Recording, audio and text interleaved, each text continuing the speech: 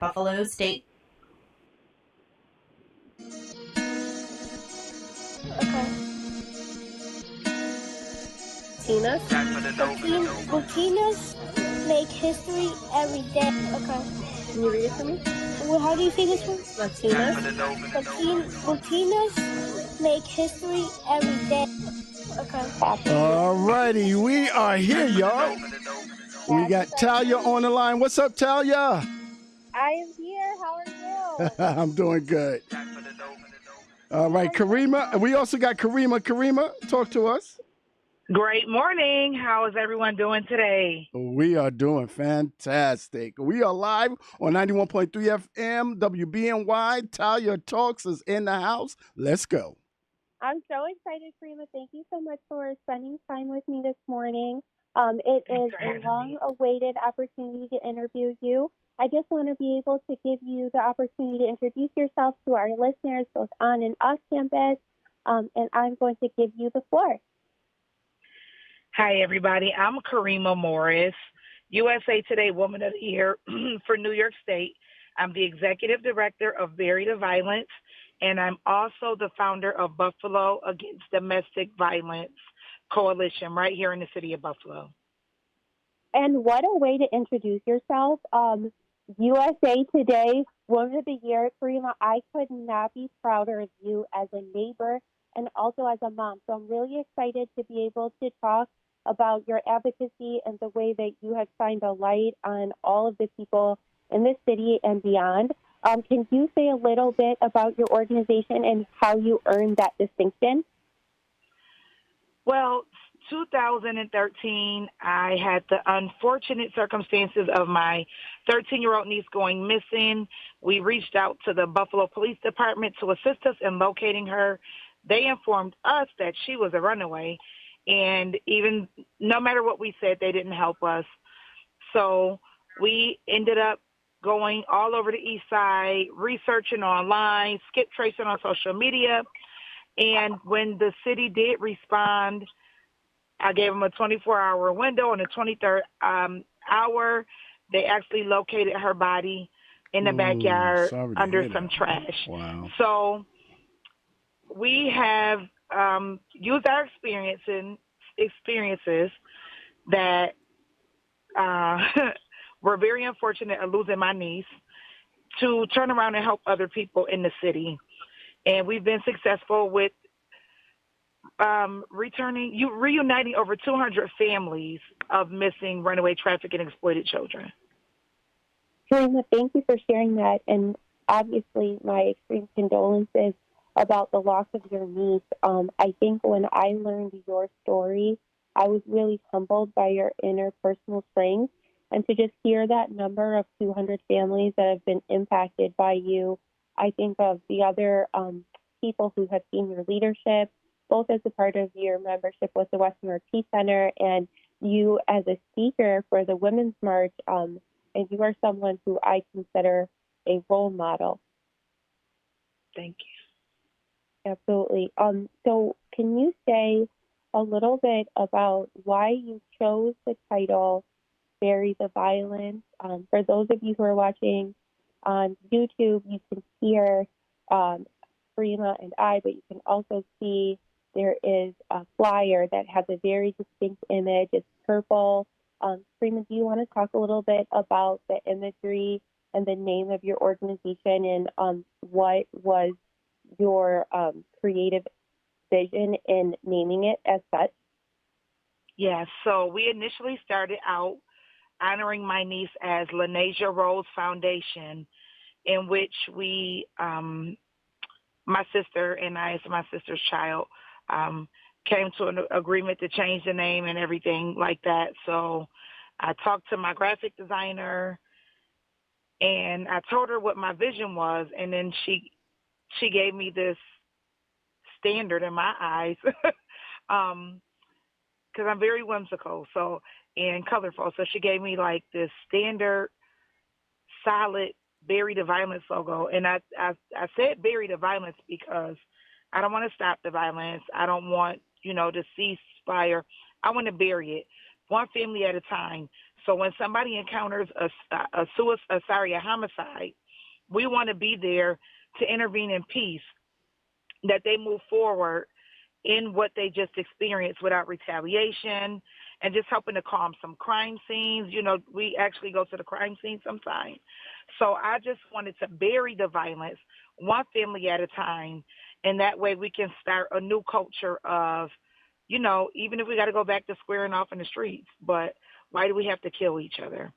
And so she did my logo for Bury the Violence, and my coach said, that looks like a national brand. And I was like, really? Okay. And I'm like, but it's like no flowers and it's no people, no colors. And lo and behold, today it's a national brand. Also, for our Buffalo Against Domestic Violence, we use a purple butterfly. And purple is the awareness color for domestic violence. And the butterfly is so significant to transformation in life. So that's part of why we have what we have. And then Buffalo Against Domestic Violence, we also have a very bold two-color logo, which signifies the boldness that you have to walk away from a situation. Sometimes people are just in so deep, they have to figure out how easy it was to get there, but now how hard it is to get out of it. And so the two colors signify changing from the darkness to the light. Willie, did you have a reflection? No, I'm just sorry that she had to go through it, but it looks like God uses, even our pain and difficulties to bless others. So it's good to see and hear that. Thank you. Kareema, I love the idea that you mentioned that you have a coach and that you were including other people in the creative process as you were thinking about building the brand. I find it to be very inspiring and it catches my eye. I think I recognize the purple also as like a color of royalty and a color that, kind of like you said, like you have to earn that color a lot of times. And I think the idea of non-violence or violence de-escalation and or empathy in the face of conflict, I think is something that people have struggled with for so long. And there's so many different layers of how we approach the conversations as neighbors. The fact that you're able to build connections with families who are passing through really strong emotion, I think is a testament to your personal leadership. So my next question usually is like, I know you shared that you started this in honor of your niece and your greater family effort to locate her. Was there one specific moment or one specific person in your family that, and or a moment, Kareema, that was like the catalyst where you were like, okay, I think you touched on this before, like, I want to make this into a national brand, or I have to make a logo, or I'm making this website. Like, when did you just decide you were really going to go for it in terms of sharing the message, at least with the digital branding? Well, I'm a very holistic person when it comes to doing something. If I'm going to do it, I want it done, you know, all the way across the board. So when we first started as Lenasia Rose Foundation, we were giving out scholarships to young girls who were in school that changed their lives, and we were giving out $500 each. So every time I put something up, I have to have a crisp, clear message with visuals because we're visual people. I'm visual. I really didn't want to, I was still trying to figure out what I was doing at first, but I was kind of forced by people in the community who were doing things that my sister didn't approve. They were collecting things. It was just like, what are you guys doing? We said we didn't want that for her. And it was like, if I don't stand up and take lead of this, somebody's going to exploit and extort my niece, and we've already had enough. We don't want to memorialize her the way she was taken. And so we made images to create a different space that we wanted to see in the city. When we had the basketball, we had, orange and green, whimsical, visuals. And because I knew that if I'm going to keep putting things out there, I didn't just want to make a post. I didn't just want people to come across a generic flyer. I wanted to give the same message. Every time you see it, you know it's us. I think you're touching on some really powerful themes, especially owning your story. And I think that you have a role, and I may be wrong, Kareema, correct me, in having families identify the areas where they can assert themselves and say, like you said, no, this doesn't feel appropriate to my family. And that being a really powerful right of people who have been impacted by acts of violence. And I think that it's very brave of you to be able to help people to navigate that space, because I think that for a lot of reasons, it's very intimidating to people.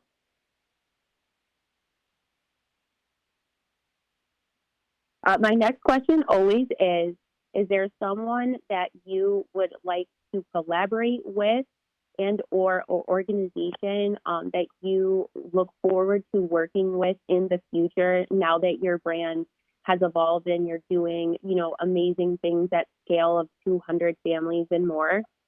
I'm sorry, my phone had lost you guys for a minute, but so you said, is there someone that I would like to work with? Yeah, if there's someone that you would like to collaborate with is always my next question. Thinking forwardly into the future, is there another organization that you feel like you are looking forward to working with, and or that you feel like exudes some of the values that your organization does as well? Well, of course, I would love to work with John Walsh's of the world, right? And so John Walsh had the show about finding criminals and things like that, because of his experiences with his son. So I've always wanted to work with someone on that scale, but just if I could touch like statewide organizations, or national organizations such as the Missing Children organization and the Black and Missing, I would love to work with those organizations. For our domestic violence organization, we have started working with so many organizations in the city, which is a dream to me. Like, I always wanted to go back because of my own situation for domestic violence to the Haven House and help them out, because I felt like I was an overcomer from the things that I learned there. Full 180, I'm partnering with them, and that just was like a dream to me, because I know that what I dealt with going through domestic violence, I could be that compassionate, understanding person who can help pivot to get that information and those resources to women who might not even want to talk to people in that field. So those are some of the biggest ones. And then ultimately, Office of Child and Family Services, that's who I would like to work with. Kareema, that is incredible. I definitely remember watching John Walsh. My dad is a law enforcement officer, and having an appreciation for his work and also the emotion that he brought to the conversation relative to his own personal loss and like how that motivated him. I was going to say, you are, touching on a lot of different topic areas that we discussed again at the Women's March. And when I think of advocacy, and specifically advocacy of females and vulnerable populations of women of color in the United States, I think of the Native American Indigenous community, and they actually have a acronym, MMIGW, MMIGW2S. I think it's Missing Murdered Indigenous Women, Girls, and True Spirits. And I just think, Kareema, of all the different ways that things like human trafficking, things like domestic violence, all those things kind of touch each other. And I think a lot of times when people hear about things like that, and or they're making policies about how we should deal with our neighbors who have been impacted by them, they kind of think about them in isolation. Is there, like you said, kind of when you're thinking on your own personal experience as a survivor, any advice that you would like to share with anyone who is passing through a time of tribulation and or a great challenge right now? Yes, it is so important to have a safety plan. it's so important to have, an idea as to how to move and how to structure the things that are around us and how you can utilize them. So if we just plan on upping and leaving and going to a relative's house, that's always not the safest thing because during relationships, sometimes those people know where we're going. So if we have a safety plan and we have an idea of what's out here, we can have a safe getaway, right? And ultimately, when women of color seek help, police departments don't hear us. We're labeled as the aggressor. And why should we have to fight or prove that we have to fight off an abuser when all we want is help like anybody else? So I want them to be encouraged to know there are resources, there is help, there is housing outside of shelters. There's a lot of opportunity to be free from those things that bind you to your abuser. And we want to help make them financially stable. If you guys follow Buffalo Against Domestic Violence, we post seminars from housing, banking. We just post every resource that can help somebody get away from that situation. I did just create a journal, and at the end of it, I did an outline of what the safety plan should look like. So we are putting it out there because it shouldn't be a secret to how you should create a safety plan. So gather your thoughts, think of what's most important to you, keep those things together in a safe place, and be ready to flee at any given time and have somewhere to go in safety where we're not harming other people. Kareema, it's so powerful that you put the safety plan template out. I can't say how important I think that is as a former practitioner.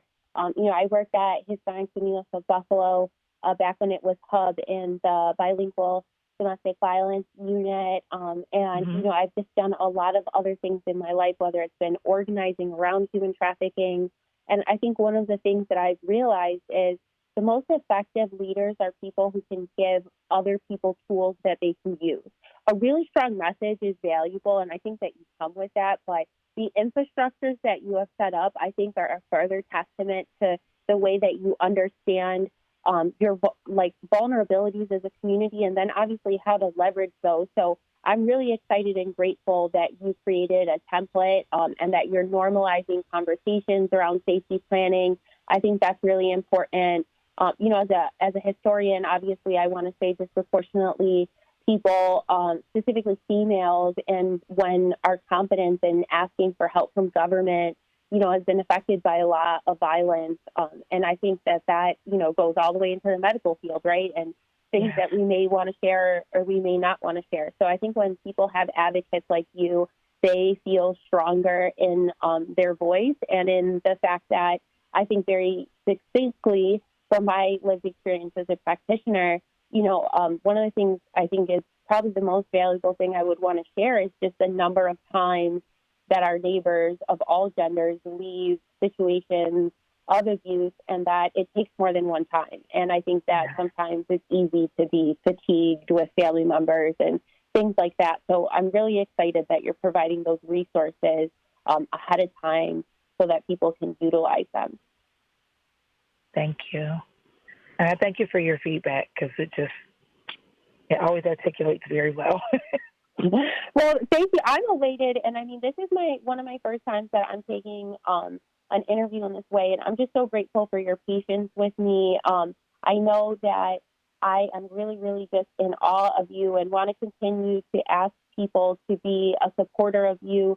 Kareema, as we're working on thinking about closing our show, do you want to let people know how they can support you?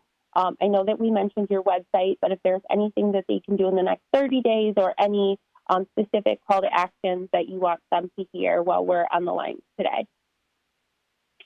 Actually, yes. So we have our Tree of Life Brunching for a Cause fundraiser to support women and children for safe spaces. We're creating safe spaces, and until those are developed, we house them We help give them food, clothes, formula, diapers, whatever they need to get to the next place for housing or resources. So we are bridging the gap for homelessness for women and children in the city of Buffalo.